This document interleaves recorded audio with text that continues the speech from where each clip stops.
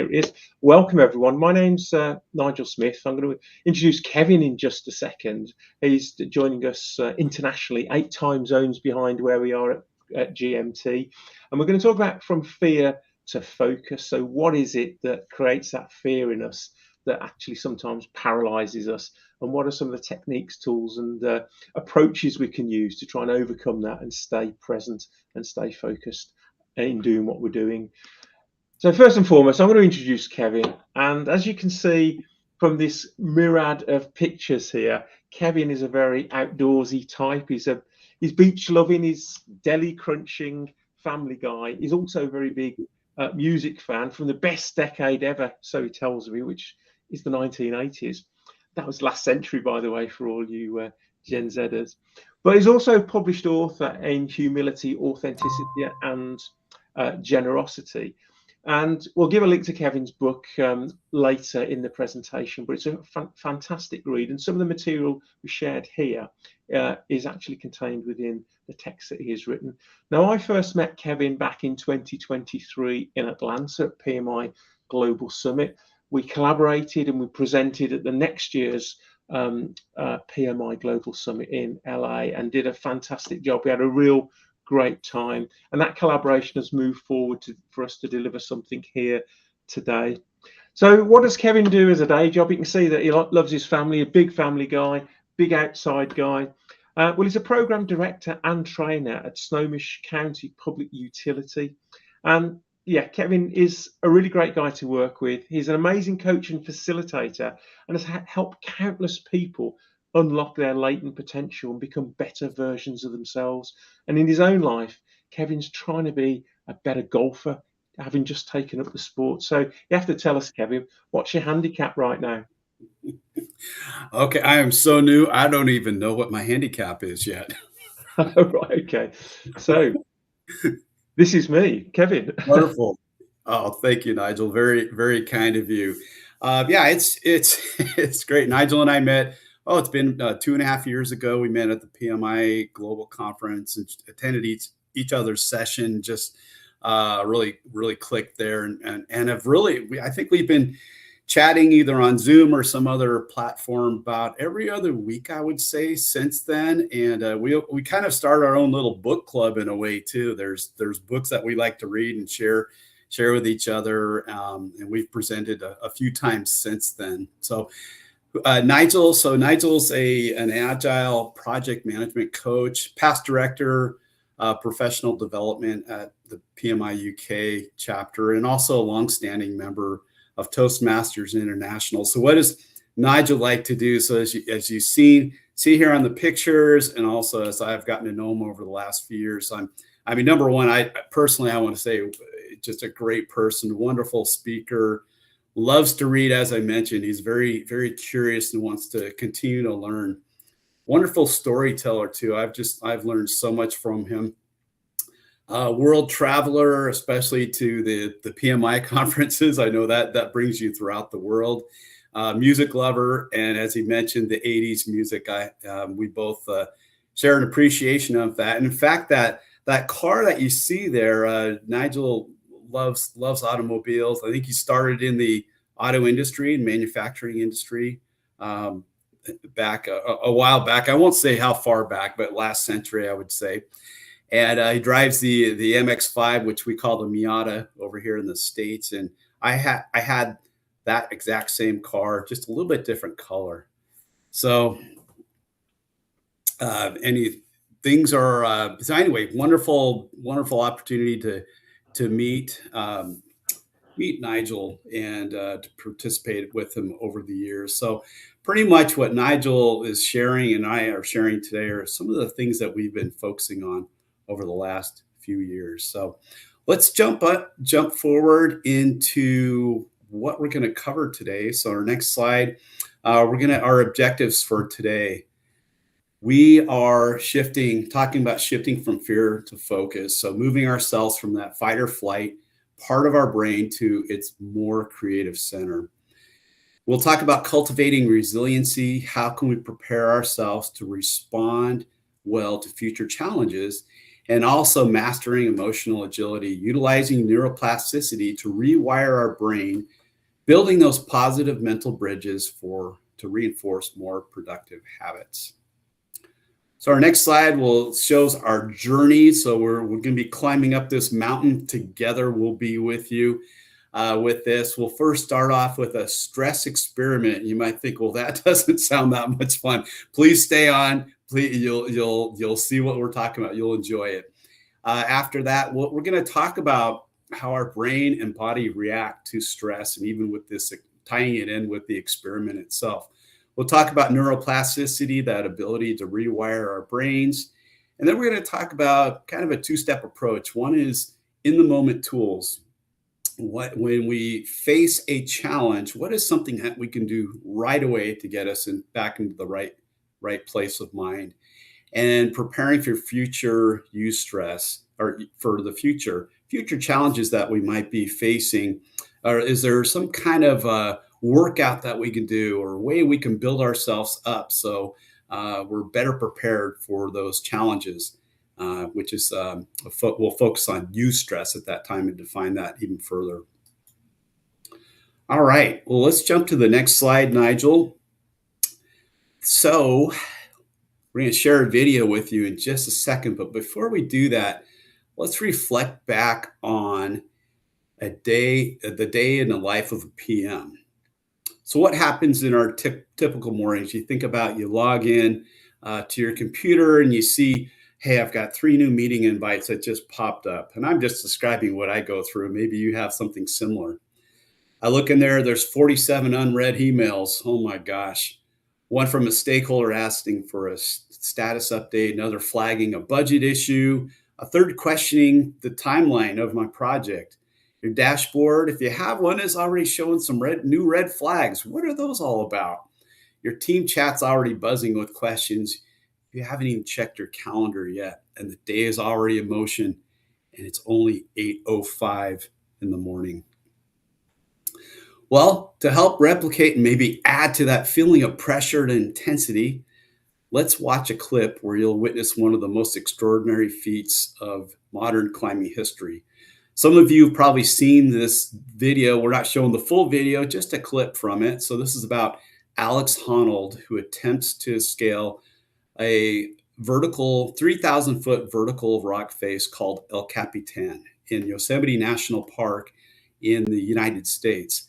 And he's doing so without any ropes, without any safety gears. You see that picture right there.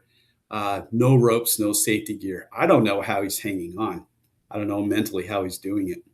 So this style of climbing is known as free soloing and demands not only peak physical ability, but the intense mental focus and emotional control.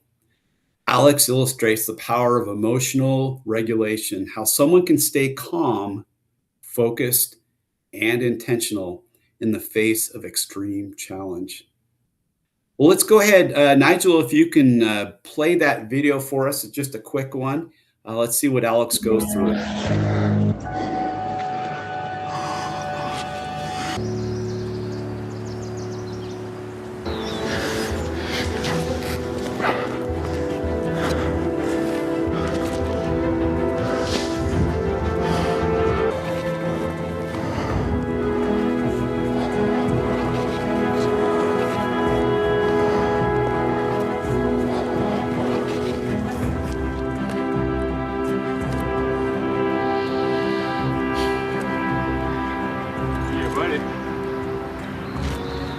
Alex is having the best day of his life. I don't know. Not me. I'm done. I'm done. Yeah, no, this is it. We don't need to do this again.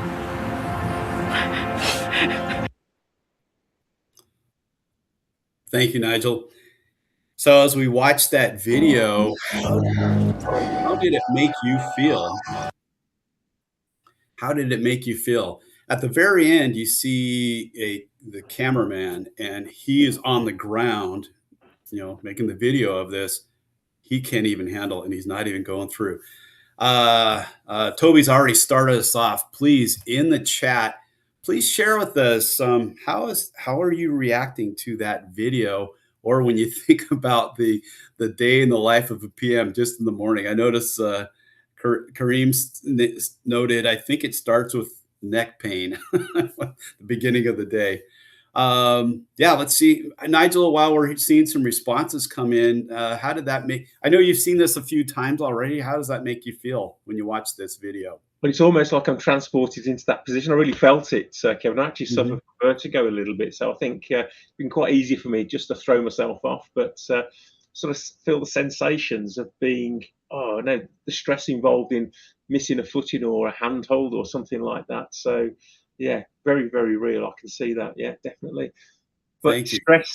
Stressed watching it alone. If you watch it in the dark on Netflix, I think it can be quite invigorating. On edge. Thanks for that, Tamara. Quite so.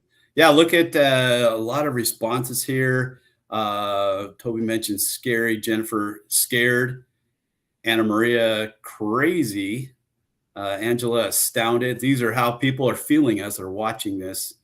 Natasha, no idea how he did it. I don't know either. Binta, stressful watching it alone. Obadiah, stressed. Jennifer Chen, day in life PM prioritize. Okay, yeah, definitely have to take that approach. Tamara mentioned on edge. Seeing a few more coming in. Joseph stressed. Kareem, think he knows what he's doing, but stressed. Yes, he's got to know what he's doing. Yeah, a few more. Sam stressed. Yeah, cool. Yeah, and Toby says climb the tallest tree house in West Africa. And I know how that feels. Real life experience. I love it. I love it for our audience. So, well, Nigel, I think I've caused a little bit of stress with our audience. So I need to lie down. Can you help us out somehow? Yeah. So what I'm going to attempt to do now is bring everybody grounded, another 3,000 meters down, but in the safest possible way, of course. And I want to just go through something that's practiced by the US Navy SEALs and even by my local village yoga teacher. Now, it's something we do countless, if not thousands, tens of thousands of times every day, but never really think about it very much at all. And of course, it's breathing. And what we're going to do, we're going to do a short exercise based on the 4x4x4 technique, okay? So how it's going to work, we don't just do it now, just do it naturally for a moment. We're going to inhale for the count of 4. We're going to hold for a count of 4. And then we're going to exhale for the count of 4. So if it helps and you're safe and you sat down, you can close your eyes to do this. We're just getting everyone back into a de-stressed position. So first of all, just expel all that air out of your body and you can feel that sigh. And then we're going to breathe in now. So breathe in strong through your nose to the count of 4. So breathe in, 2, 3, 4. Hold below your diaphragm, 2, 3, 4. Exhale, 2, 3, 4. Let's do that one more time. So breathe in, 2, 3, 4. Hold, 2, 3, 4. Exhale, 2, 3, 4. One final time. Breathe in, 2, 3, 4. Hold, 2, 3, 4. Exhale, 2, 3, 4. So I don't know about you, Kevin, but I'm feeling pretty good right now. How are you? You know, Nigel, I am feeling a lot better right now. In fact, I feel so relaxed. I am comfortable letting you take the rest of our webinar today. I was just going to go for a lie down. So that's one breathing technique, and we'll talk about some of the science. Neither Kevin or I are scientists. We'll talk about what's going on in our body that enables us to do those things. So clearly, when you're watching Alex Honnold's free solo clips, some of us may have experienced that spike of stress. Now, this is our brain's fear response kicking in. And it all starts with something you've pretty much all heard of called the amygdala, which resides in our reptilian or more ancient part of our brain. And this is the part of our brain that detects threats. And even though none of us were in danger, your brain responded as if you were. And the amygdala sends signals to prepare your body for action through what we commonly refer to as a fight or flight response. Now, this triggers the release of stress hormones, most notably adrenaline and cortisol. Now, we've all experienced this because adrenaline, of course, increases your heart rate, your breathing rate, blood pressure, and energy availability. All the things opposite to what we're doing in the breathing exercise. This sharpness of focus and the redirection of blood to vital organs is a primal thing that prepares us for immediate action. And additionally, cortisol boosts the glucose in our bloodstream to fuel our brain and body. The one good thing cortisol also does, it does sharpen focus, which actually we'll come on to a little bit later, because a little bit of stress is actually very good for you. At the same time, both of these guys, they also suppress non-essential systems like digestion, so your body can prioritize for survival. Now, as we're watching the Alex Honnold clip, I guess we can see we're starting to feel some of those feelings. And sometimes in a day job as a project manager that Kevin outlined, it's 8:05 in the morning and all these things are happening, you start to feel that. Or you could be in your car and somebody cuts up in front of you. You can get those same primal instincts for fight or flight response. And so in that sense, it's something that we need to control. If I can just move on to the next slide. So in contrast then, what happened when we did our 4x4x4 breathing exercise? So we actually activated what's known as your PNS, which is your parasympathetic nervous system. Told you I wasn't a scientist. Now, this is the part of your body that's responsible for rest and recovery, slowing the heart rate, lowering the blood pressure, and calming your mind. So chemically, the action of this slow diaphragmatic breathing triggers the brain to release different chemicals known as the feel-good chemicals. See them on the screen there. Serotonin helping us to regulate mood, to reduce anxiety. Dopamine boosting focus and then elevating our emotional state. You do also get lots of dopamine hits when you go through your LinkedIn feed and Facebook and Insta and all those other social media platforms for that instant gratification. So serotonin, again, helps regulate our mood, reduce anxiety, and yes, cortisol reduces and helping us feel a little bit more grounded. Now, as that cortisol decreases, something quite interesting happens.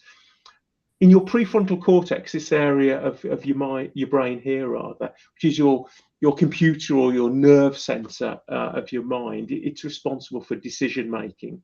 In that time frame to calm down, it regains control from that flight or fight stimulus from your primitive brain, i.e. the amygdala.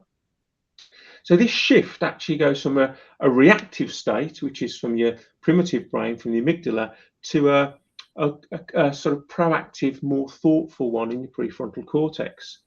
This is why if you can create a pause between the stimulus of something happening and your response, it's often enough time for your body to focus rather than be dazzled in the headlights. So we've gone through one technique, which was the breathing. On occasion, other people might have said to you, I'll just count to 10.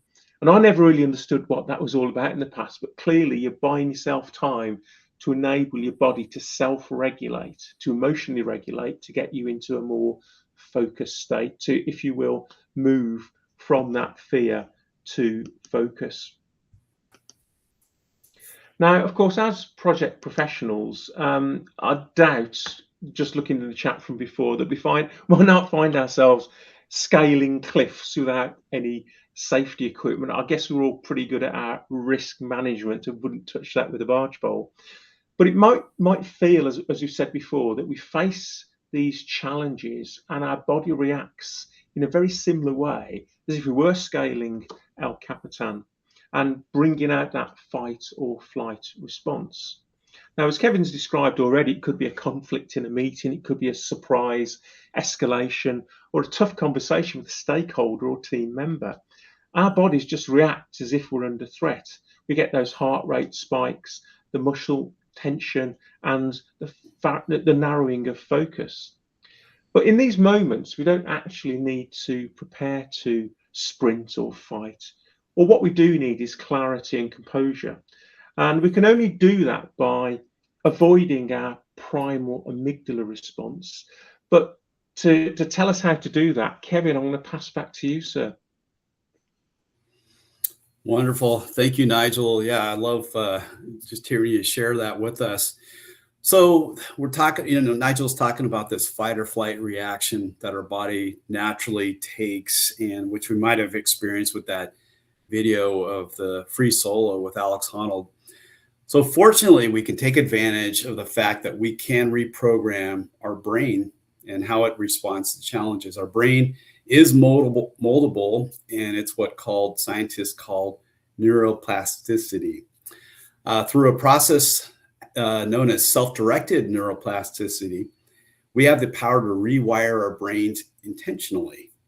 For example, practicing gratitude daily can help strengthen the neural pathways in our brains that support positivity and resilience.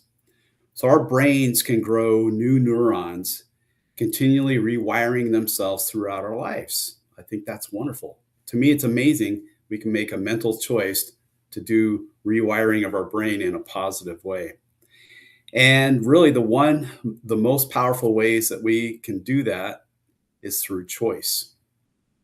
When stressful situations arrive, we have a moment, we have a space of time to decide how we'll respond. And that choice is where transformation begins.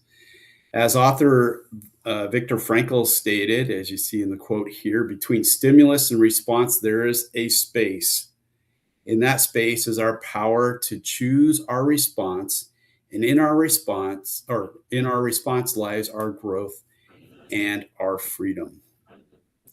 So next slide, please. So Daniel Friedland, author of Leading Well Within, a book that Nigel and I read last year, he stated in that book, the habit of repeatedly pivoting from a reactive to a creative mindset hardwires in the qualities of high performance creative leadership. So it's like building a bridge away from fear and towards focus.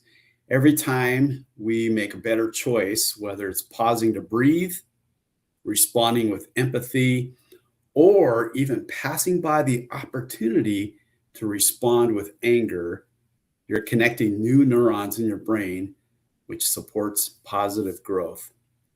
And at first, that bridge might feel a little unfamiliar to us, but the more you choose to cross it, the stronger and more natural it does become. Eventually, it's not just a path for you to take, it becomes a part of who you are. And this is how self-directed neuroplasticity works. Through repeated intentional choices, we reshape our brain and reinforce qualities of creativity, resiliency, and leadership.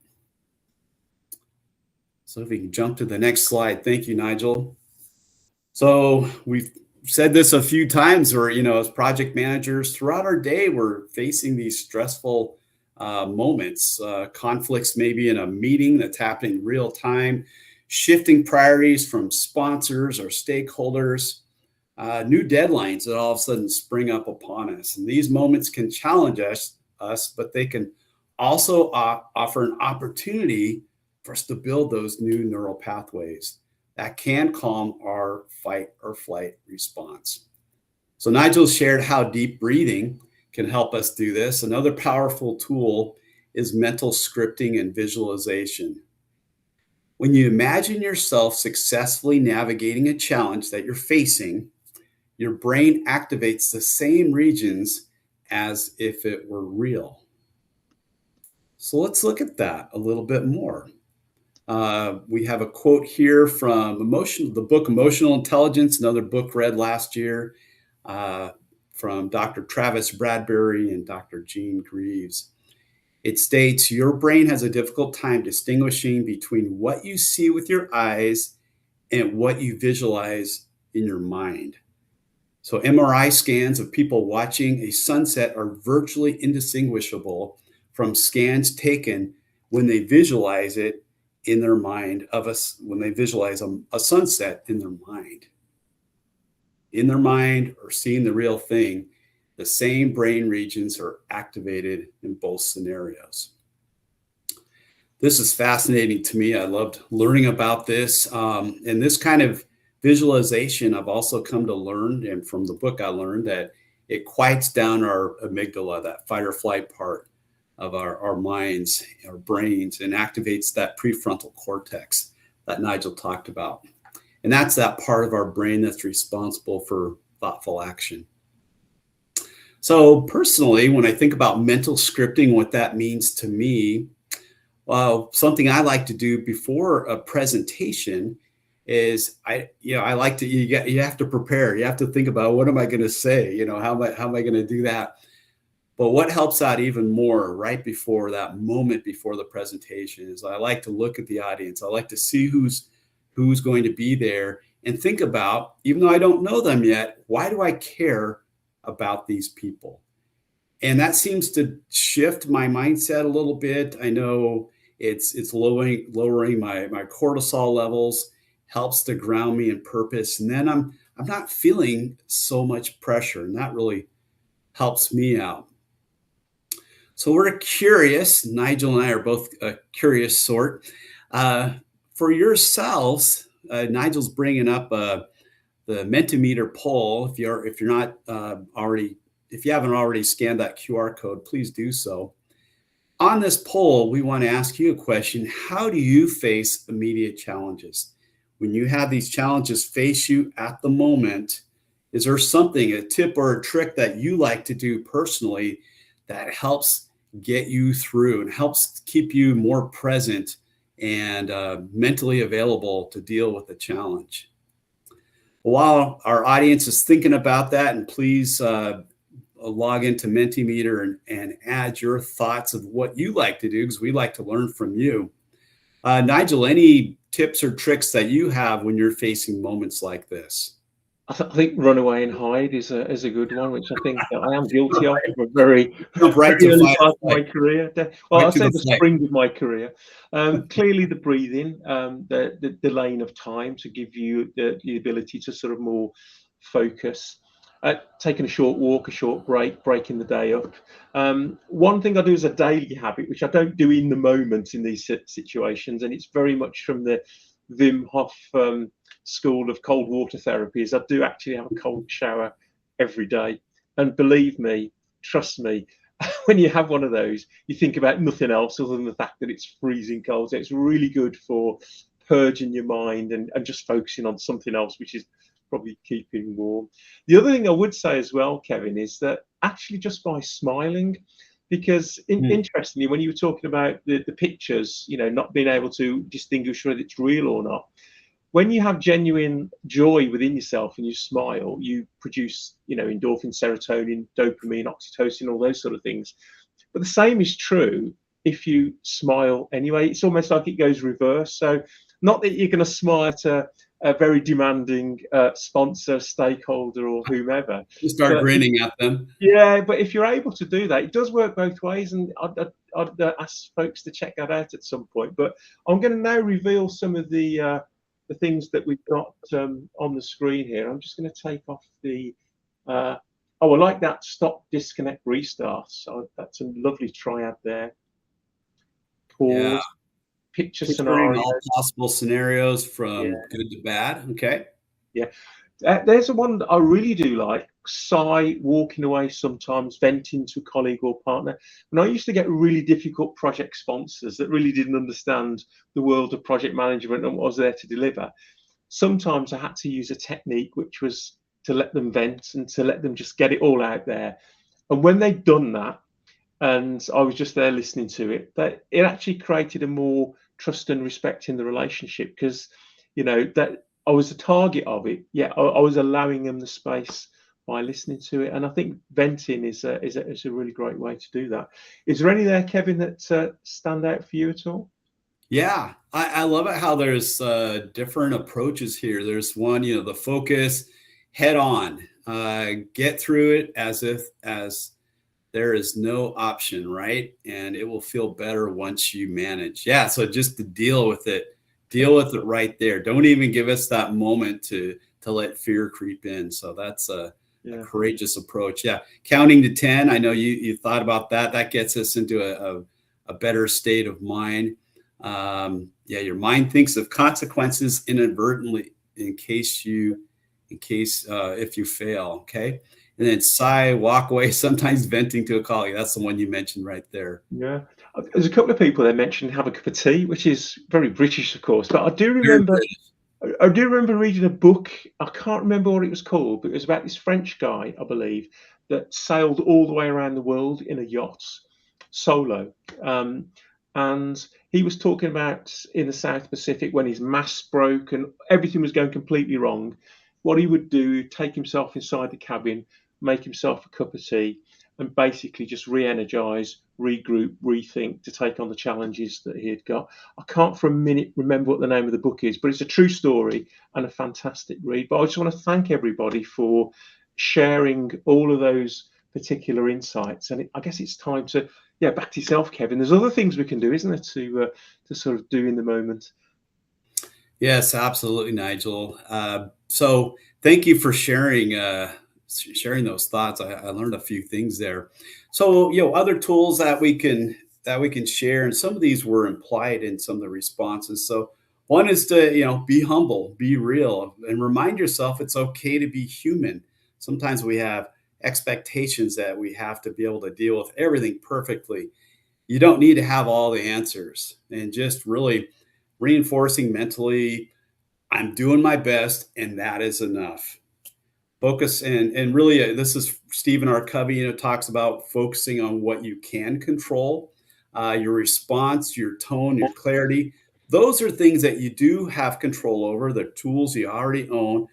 Focus on those tools that you do own, and you do the best you can with what you have. Humor, yeah, there's yeah, and Maria noting humor is a good one. A joint laugh helps. So yeah, I'm not always the best at telling jokes, but when it is a good joke, it can definitely lighten the mood and bring about a more positive energy, both internally and with the group that you're working at. It kind of shifts us into a better gear. Expressive writing, that's definitely that's a new one I learned last year.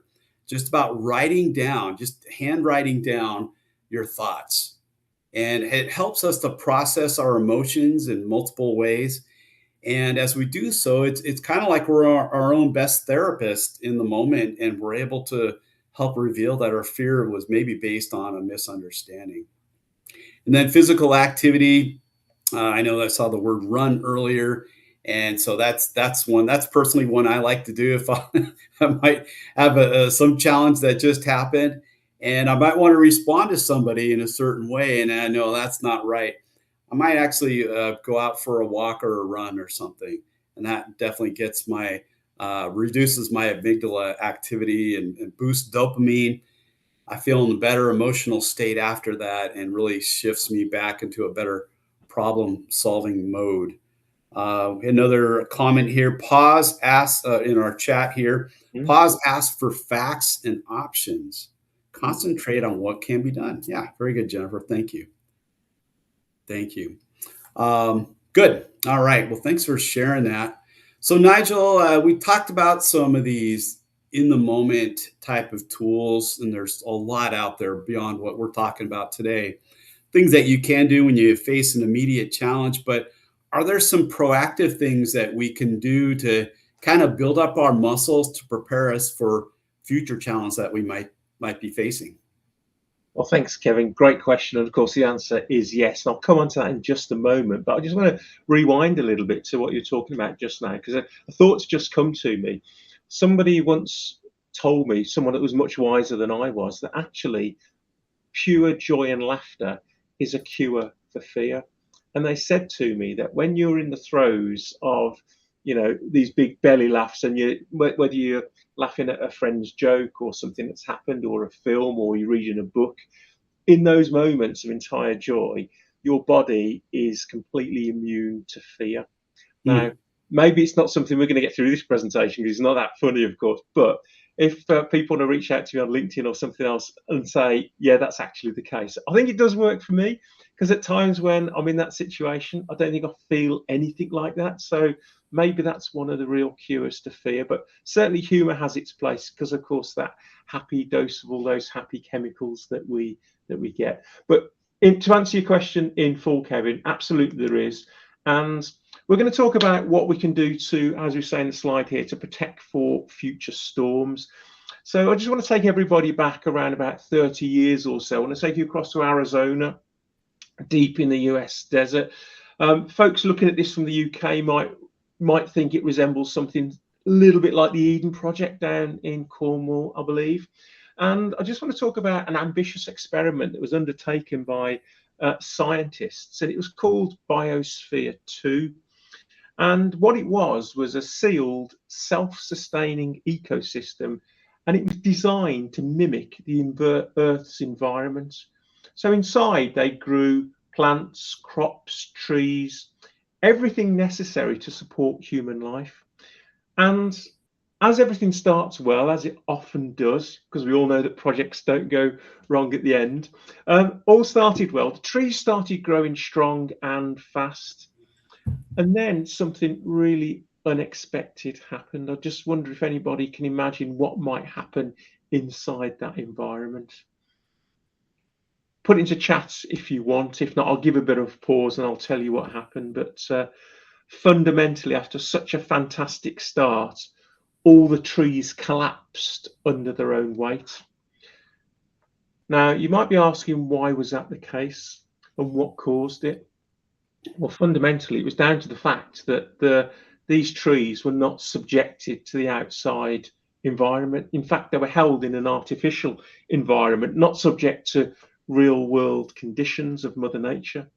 So if we step out into the world of nature itself, add the wind, the trees, by definition, become more resilient. They have to withstand that wind.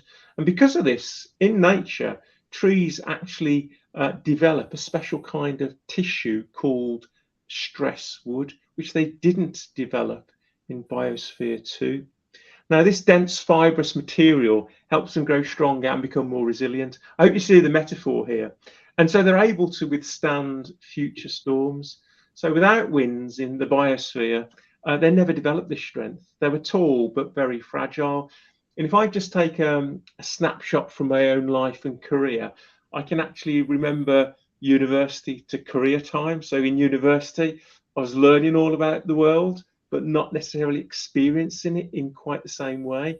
And then when you go out into the real world and start experiencing what you've been taught and what you learn, that's where you build your, if you like, your stress wood, or at least that's how it was for myself. So in that respect, just like these trees need wind, we ourselves need challenges, not overwhelming pressure, of course, but manageable stress that helps us build resilience, adaptability, and strength. So if you take anything away from this, we as project managers need more wind, and read into that whatever you want, but it gives us that resilience, that wood stress, to help us maintain that. So these micro stresses for us, as I said, is very similar to that build-up of the wood stress in the trees. And it's our own version of that stress wood. And we build on it each time we take on a new challenge. So this is why it's good to challenge yourself, move out of your comfort zone into your learning zone, and really expand your comfort zone so you become more competent. And this is known as eustress. So let me just get to the next slide, which talks about this in a bit more detail. So you can see the pictures there on the left-hand side. In the real world, we're subject to the winds, if you will, giving us our eustress and resilience. And it's a sort of stress that sort of says, well, this is really hard, but I can do this. And I think all of us throughout our lives and our careers have come across points in time where we faced something that was really difficult. We've got past it, we've learned from it, and we've moved on. And during these phases, you will experience our old enemy from before, the cortisol. If you remember what I said earlier, that a little stress helps performance and is actually good for us. Well, addition of cortisol is also good for focus, because again, back to the fight or flight, it's preparing you for action. So in small doses, it's very good for us. And I think what I want to do now, Kevin, I want to push back to you and say, can you give us some examples of perhaps where you've channeled your inner eustress to do certain challenges and activities? Yeah, thank you, Nigel. Yeah, when I'm thinking about that question, one thing that comes to mind is Toastmasters. So I know you're very involved with Toastmasters International, and because of you, I joined it not too long ago. So I'm experiencing the growth there. And one thing that they do is they have something called table topics. And some of you are familiar with this, but basically they bring up a topic. They say, how can we as project managers better serve our community? It could be any question that pops up, and you have zero time to figure that out. And so you're trying to all of a sudden speak. And so this is one of the things I'm challenging myself with, is being able to speak more extemporaneously, and where somebody asks a question and I can respond real time. And so this is a eustress when I think back recently that I'm taking on for myself. Yeah, great. And actually, I'm just going to move to our next slide, because actually, Kevin, what we want to do is ask our audience here this evening just to share with us, what is your source of eustress? What challenges stretch you in a way that builds your confidence, your creativity, connection, something you thought you couldn't do but did do and moved on from? Equally, I'm just looking into the chat here from Binter, saying that I think it's human nature to naturally reject anything uncomfortable at first glance. And I totally relate to that, because I know that personally I fear what I don't understand. And in the world of project management, in the various industries and stuff that I've been subject to over my career, there's always going to be elements of stuff that you don't fully understand, and it's the same for stakeholders as well. So again, great points called out there. And also we've got Leslie. Golf is a great game for stress. I don't know if that's reducing it or reducing it. Is that create or reduce? Yeah, I'm not sure. Oh, we've got some inputs coming in. I'll just leave it a few more seconds. Is there anything else, Kevin, that you feel that that you've done which has sort of pushed you away from your comfort zone? And it's funny that Leslie brings up golf. I actually know Leslie, and we talked about this before. And I recently, my kids are playing golf, so they're grown up and they started playing golf, and that was I saw that as a eustress challenge also, because I thought I'm not very good at some sports, definitely not golf. So I thought I'm going to take lessons. And you know what? I had a lot of fear before I took that first lesson, and I'm like, oh, how's this going to work out? But I thought, okay, I have to live what I'm talking about in my career. And so that was a challenge, but it made it better for later on. So Leslie, golf is a great game for stress. It can help us deal definitely with future challenges. Looks like we got a lot of responses coming in here. Yeah, I just noticed from the chat as well. Wild swimming in water, a good one there. A bit of the cold water therapy going on. Oh, we've got some great stuff coming in here, Kevin. Speaking to strangers. That's an interesting one. I'll tell you why I can relate to that, because classically, I'm what you would call an introvert. So for me, it was very difficult to build up conversation with people in just like general daily stuff. But I sort of pushed myself out there, even if it was just to talk to the postman, or the people serving you behind the counter or whatever it might be. And that can actually bring you out a little bit and sort of make you feel that little bit more relatable. So that's how that one spoke to me.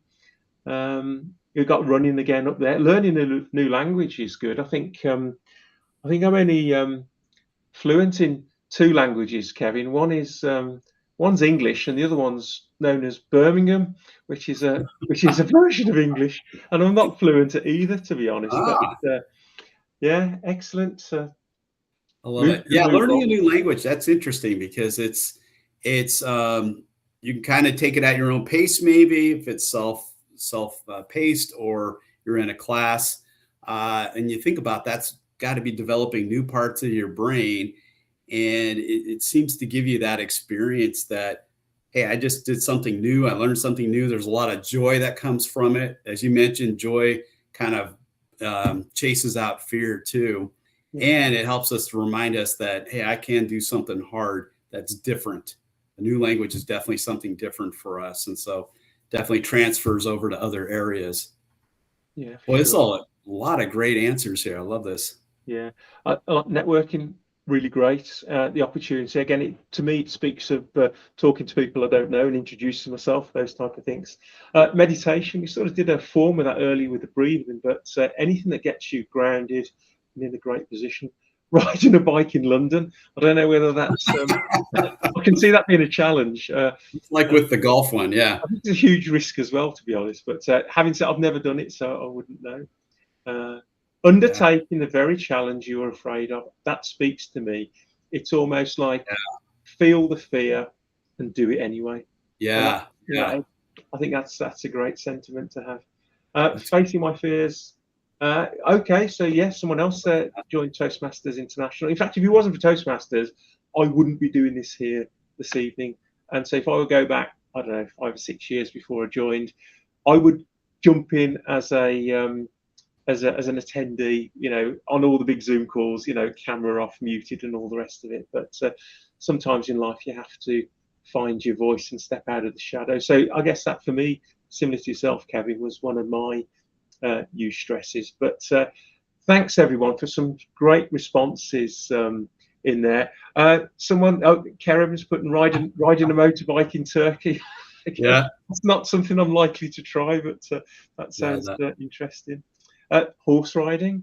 Riding a horse, you must stay balanced and move forward. Okay, it looks so easy in the movies, but yeah. It's all AI, isn't it? Anyway, let's move forward. I think what we'll do now then, Kevin, maybe you can give us some insights with respect to what people might want to do from both a professional and a personal perspective. Absolutely. Areas. So let's move on to those next. I'm still laughing at riding a motorbike in Turkey. I love that. Trying to visualize that one right there. I can't get that image out of my mind right now. All right. Yeah. So thank you so much. And Nigel, with all those responses, they really covered a number of items that are on this slide. The next one, this slide's talking about stresses around our professional experiences that we have. So somebody mentioned taking on those challenging projects, letting your manager know about that. Hey, I want to take on so you're proactively letting people know that you want to do something a little bit harder. Learning new project management skills, presenting at a conference, Toastmasters, somebody mentioned that, of course. Mentoring. So mentoring can be a growing experience too, because now we're having to explain things, not just at our level, but maybe we have somebody who's junior to us who we're trying to teach more about project management. So being able to translate well is definitely something that can stretch us and develop those new neural pathways in our minds. Certification and PMP, I think that was definitely that's definitely a source of common stress that a lot of us have.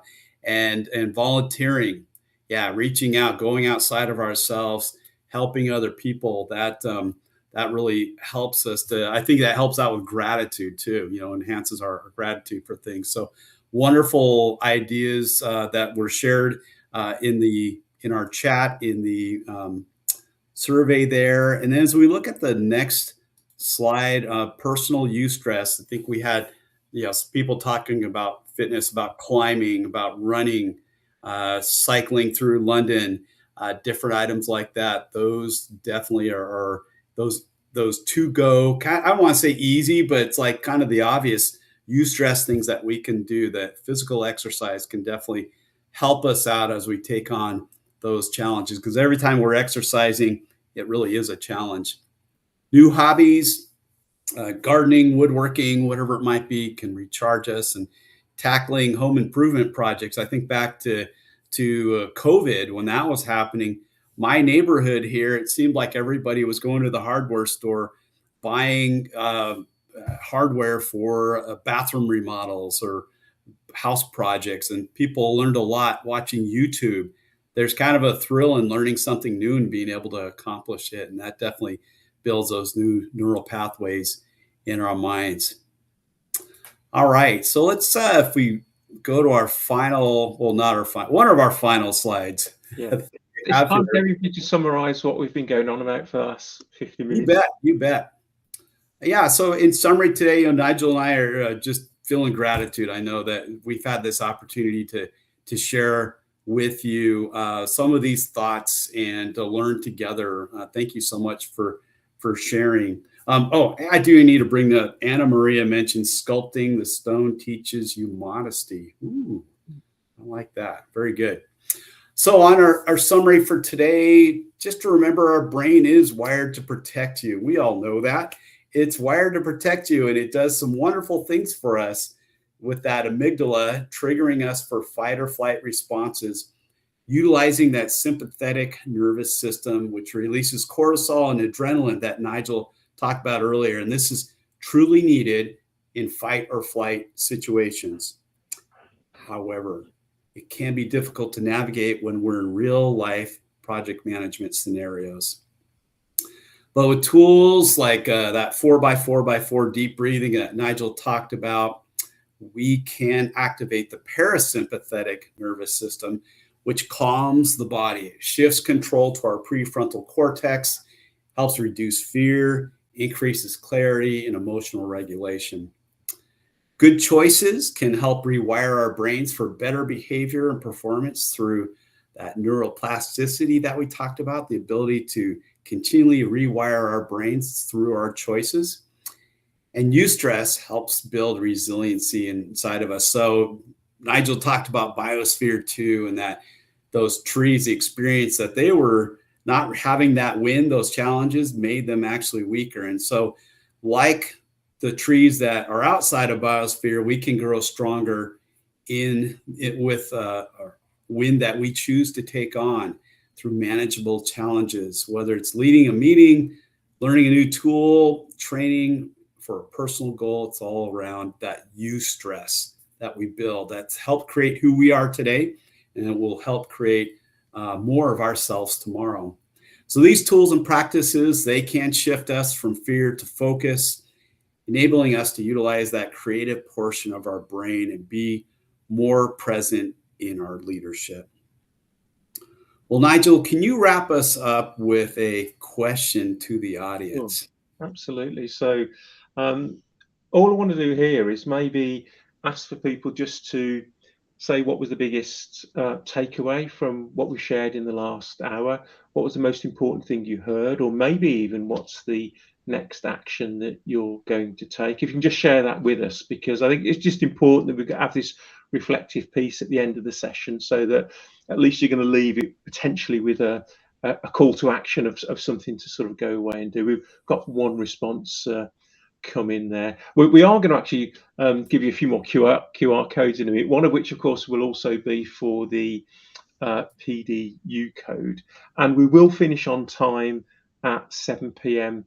GMT. If we've still got any outstanding questions beyond that time, we're more than happy to stay on, but if people need to drop off at that time, that's absolutely fine, because again, we want to be respectful that this is an hour's webinar and we don't want to take advantage of taking up too many people's time here.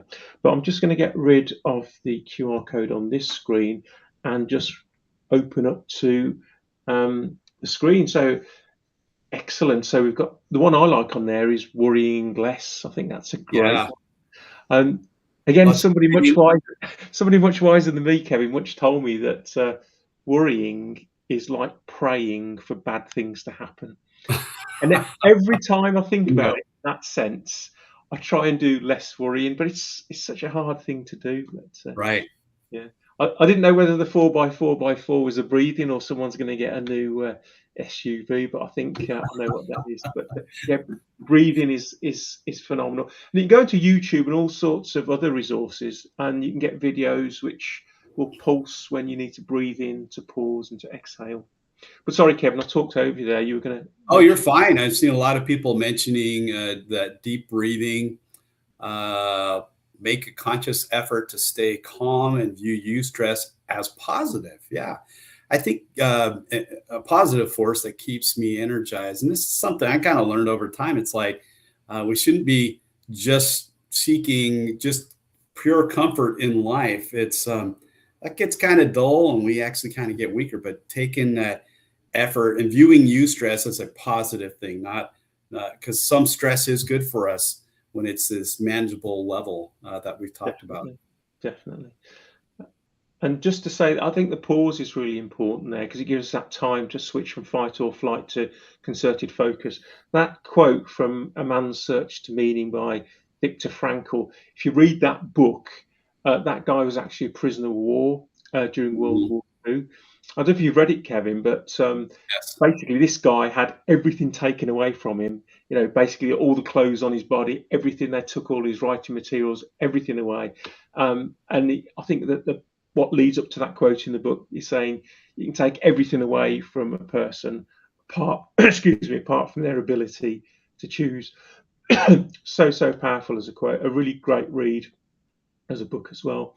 And the other one I like on there is imagining success more often. And I think, as project managers, we tend to look at risk and what might go wrong and without necessarily looking at the benefits that we might gain. So some really great stuff on there. I'm just really conscious of time here, and I don't want to go beyond 7 p.m. So I'm just going to skip the next slide, which was a Q&A. We'll come back to that. But Yep. I do want to say this is the contact page. If you need to reach out to myself and Kevin, and don't worry about the pictures. This is the reality that AI can hallucinate, of course. But we do want to, of course, make you all into superhumans in terms of being better or the best version of yourselves moving forward. So if you want to reach out to myself or Kevin, the details are there. Kevin, do you just want to give a quick few seconds on the core part of what your book's all about? Yeah, really quickly. So the book Core Humility, it was a wonderful project I actually took on a few years ago just to learn more about how leaders that I really connected with and others connected with, what is something common between them? And it was that humility attribute. And so this book's a result of that journey of learning how they became those humble leaders. And so simple book that came out just 3 or 4 months ago, easy read, and I hope you're able to enjoy it. And it's on.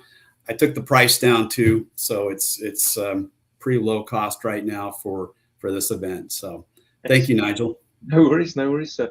And as promised, let me just take everyone to the final slide, because if you weren't interested in From Fear to Focus or interested in hearing me and Kevin speak, I know you're going to be interested in this, which of course is the QR code for your PDU.